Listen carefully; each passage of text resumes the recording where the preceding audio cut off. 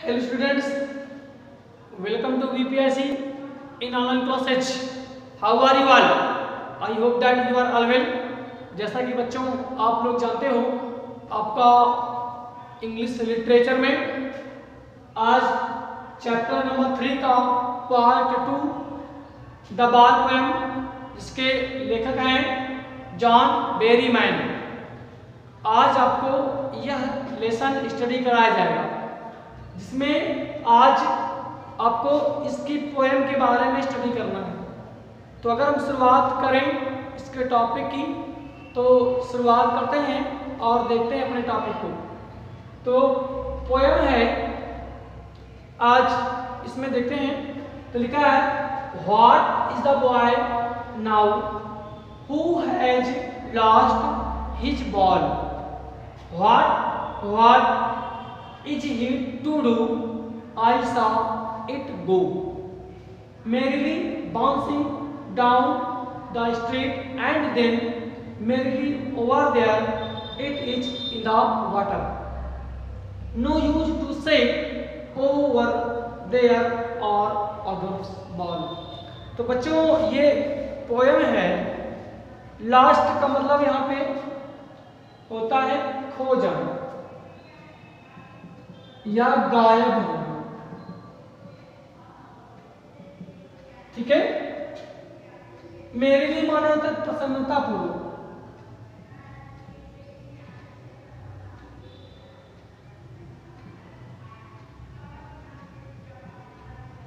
प्रसन्नता पूर्वक। बाउंसिंग का मतलब होता है उछलते हुए, कहीं बाउंस कर रही है गेम। बाउंस माने उछाल, यानी बाउंसिंग मतलब क्या होता है, उछलते हैं, ठीक है। स्ट्रीट माने होता है गलियां, गली से बोलते हैं, गली या मोहल्ला, ठीक है। बाउंस माने उछलते हुए, बाउंस से मतलब क्या होगा, उछलते हुए। अब क्या बात करें, फिर मेरे लिए मतलब होता है प्रसन्नता, और माने ऊपर, देर मतलब वहां, वाटर मतलब जानते हो पानी होता है, और बाल माने गेंद। तो सबको मालूम होगा कि बाल माने गेंद होता है, क्योंकि बचपन से ही गेंद खेलते आते हैं, छोटे छोटे बॉल्स वगैरह। तो यहाँ पे आपका लेखक ने बताया है कि what is the boy now who has lost his ball. इसका मतलब है वो, यहाँ पे एक बच्चा बॉल खेल रहा होता है, उसी बारे में वर्णन है। तो लेखक बोलता है, what is the boy now, लड़का को अब क्या हो गया, who has lost his ball, जिसने अपनी गेंद को खो दिया है। लड़के को अब क्या हो गया है, जिसने अपने बॉल को या गेंद को खो दिया है। अगर क्या है, what is he to do, I saw it to go, I saw it go. तो लिखा है यहाँ पे, अब वह क्या कर सकेगा, what is he to do, अब वह क्या कर सकेगा, आई सा इट गो, मैंने इसे जाते देखा। किसको जाते देखा, लड़के को, ठीक है। आगे, मैंने इसे जाते देखा, इट मतलब यहाँ बॉल से, मैंने उसे यानी उस बॉल को जाते देखा। मेरे बाउंसिंग डाउन, प्रसन्नता पूर्वक उछलते हुए, डाउन द स्ट्रीट गली में, यानी मैंने उस बॉल को प्रसन्नता पूर्वक उछलते हुए गली में जाते देखा। एंड देन, और तब, मेरे लिए ओवर देयर, और तब वह ऊपर से उछलती हुई प्रसन्नता पूर्वक गई, इट इज द वाटर, फिर पानी में वह चली गई।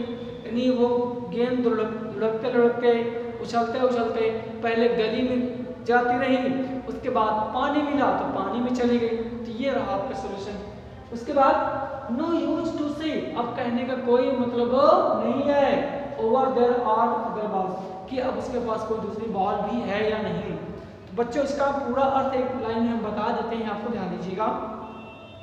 अब उस लड़के को क्या हो गया है, जिसने अपनी गेंद खोई है, अब वह क्या कर सकेगा। कवि कहता है कि मैंने उस गेंद को उछलते हुए गली में, उसके बाद ऊपर से चलते हुए पानी में जाते हुए देखा है, वह पानी में गिर पड़ी है, पानी में बॉल चली गई है।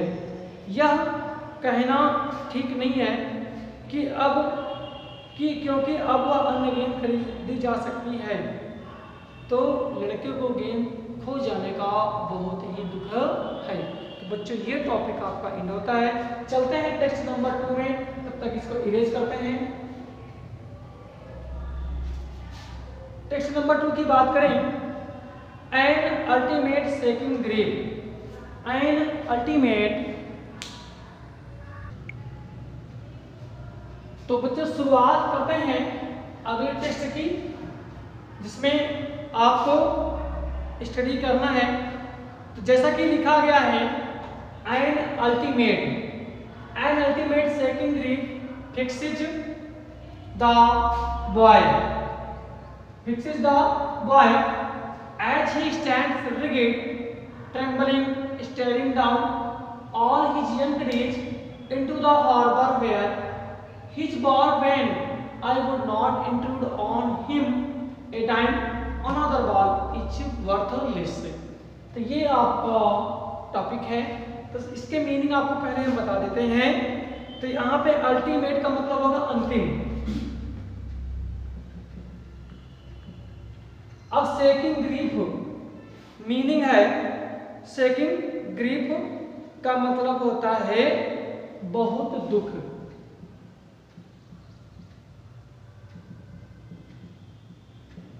सेकिंग ग्रीफ का मतलब होता है बहुत दुख। और फिक्सेड माने होता है जो बिल्कुल परेशान करना। फिक्सेड मतलब होता है यहाँ पे परेशान करना। एज ही स्टैंड्स, स्टैंड माने होता है खड़े होना, ठीक है। रिगिड का मतलब होता है कठोर। ट्रेम्बलिंग माने लड़खड़ाते हुए।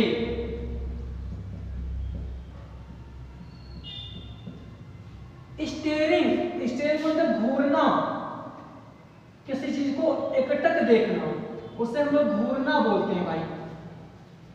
All his young days into the harbor, एक मीनिंग आया है बच्चों यहाँ पर आपका हार्बर। हार्बर का मतलब होता है बंदरगाह या शरण स्थल। शरण स्थल या बंदरगाह। His ball went, I would not intrude, एक मीनिंग और आया बच्चों इंट्रूड, INTRUDE, इसका मतलब होता है अधिकार में प्रवेश करना।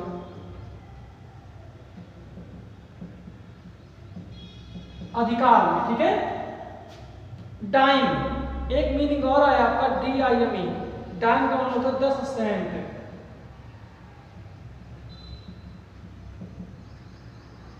दस सेंट का मतलब होता है 10 सिक्के, ठीक है। ध्यान दीजिए, an ultimate seeking grief fixes the boy as he stands rigid, trembling, staring down all his young days into the harbor where his ball went. I would not intrude on him a dime, another ball is worthless. तो यहाँ पे लेखक ने बताया an ultimate seeking grief fixes the boy, तो इसका मतलब ये हुआ बच्चों कि गेंद गायब होने से लड़का बहुत ही दुखी है। गेंद गायब होने से लड़का बहुत ही दुखी है। एज ही स्टैंड्स रिगिड, वह जैसे कि वह एक कठोर की तरह खड़े हैं। लड़का बिल्कुल कठोर की तरह खड़ा है, लेकिन लड़खड़ा रहा है और नीचे जहां पे बाल पानी में गई है उसको खोज रहा है, घूर रहा है या एकटक देख रहा है। ऑल हिज यंग डेज, अपने पुराने दिनों में, नए दिनों में, इनटू द हार्बर वेयर, जहां पर बंदरगाह या शरण स्थल होता था, हिज बॉल वेंट, जहां पर उसकी गेंद जाया करती थी। I would not intrude on him, मैं उसे अनाधिकार प्रवेश नहीं देने दूंगा, वहां पर जाने नहीं दूंगा। ए डाइम, क्योंकि उसकी जो दूसरी बॉल है वो बेकार है, लेकिन 10 सिक्कों की है, उसकी कीमत जो है 10 सिक्कों की है। तो जरा एक बार हिंदी अर्थ पूरा देख लें।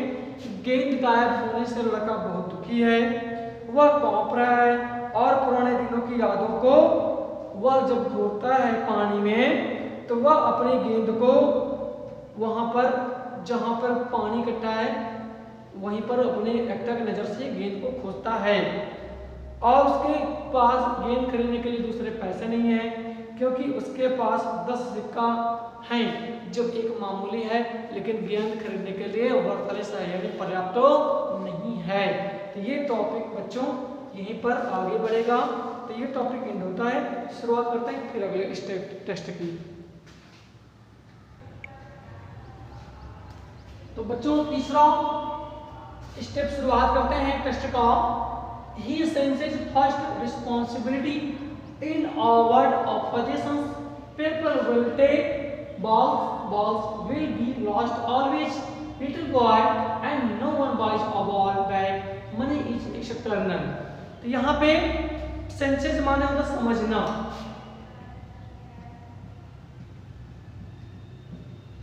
रिस्पॉन्सिबिलिटी माने जिम्मेदारी,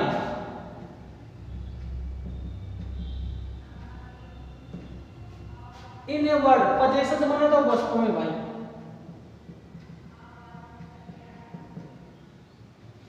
बॉल्स लास्ट माने खोना, मनी इज एक्सटर्नल, यहाँ पे मीनिंग एक्सटर्नल माने तो बाहरी।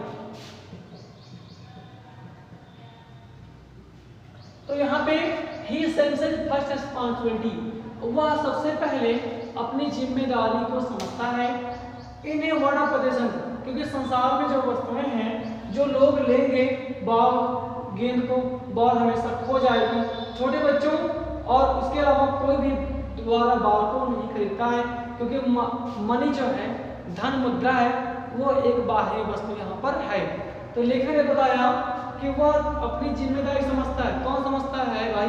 जिसकी गेंद होती है, इसको गेंद खो जाएगा तो अपनी जिम्मेदारी समझता है कि धीरे खेला जाए, गेंद गायब ना हो। तो लेखक ने यहाँ पे बताया कि वह अपनी जिम्मेदारी को समझता है सबसे पहले, क्योंकि संसार में जो वस्तुएं हैं, जो लोग लेंगे गेंद को, जब गेंद खो जाएगी तो छोटे बच्चों और इसके अलावा कोई भी गेंद को दोबारा नहीं खरीदता है। उनके लिए धन जो है बाहरी वस्तु है, बाहरी मुद्रा है, लेकिन गेंद से उनका कोई तात्पर्य नहीं है। तो ये आपका टॉपिक नंबर 3 यहाँ पर एंड होता है। चलते हैं। He is learning well behind the desperate eyes. यहाँ पे डिस्परेट का मतलब होता है निराश।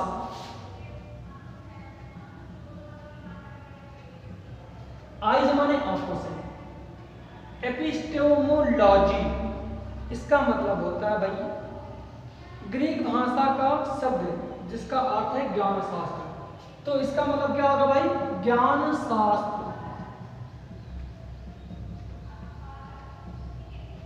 एपिस्टेमोलॉजी का मतलब क्या होगा? ज्ञान शास्त्र। ऑफ लॉस, लॉस माने हानि, नुकसान। How to stand up, stand up का मतलब होता है कि किसी चीज को दोबारा पाना, या कह लीजिए अपने पैरों पर खड़े होना।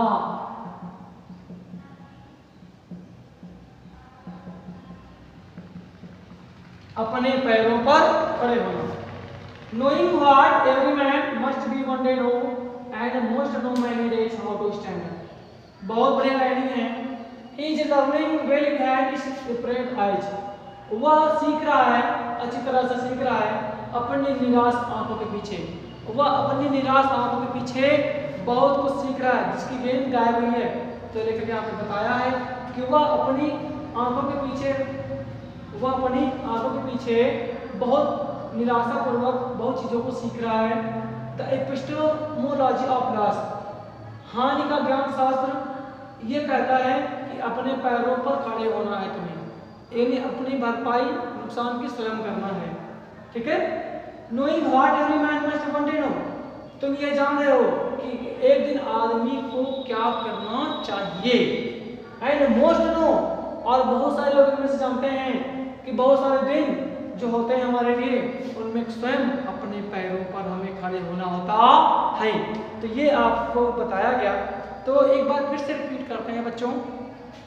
अपने निराश आंखों के पीछे लड़का यह सब सीख रहा है। वह जानता है कि यह किस प्रकार की हानि है और उसका किस प्रकार से भरपाई किया जा सकता है। यह जानकर कि प्रत्येक दिन आदमी समझ जाएगा और बहुत से तो आने वाले दिनों में कुछ लोग समझ ही जाएंगे कि हमें अपने पैरों पर कैसे खड़े होना है, जो कि ज्ञान शास्त्र विज्ञान ऐसा लोगों को बताती है। तो ये आपका टॉपिक नंबर 3 पोयम यहीं पर एंड होता है। अब बच्चों आपको मिलेंगे एक नए वीडियोज में नए टॉपिक के साथ। तब तक के लिए सी यू लेटर। वीडियो को देखें, PDF नोट करें, अपना कोर्स कंप्लीट करें। सी यू लेटर।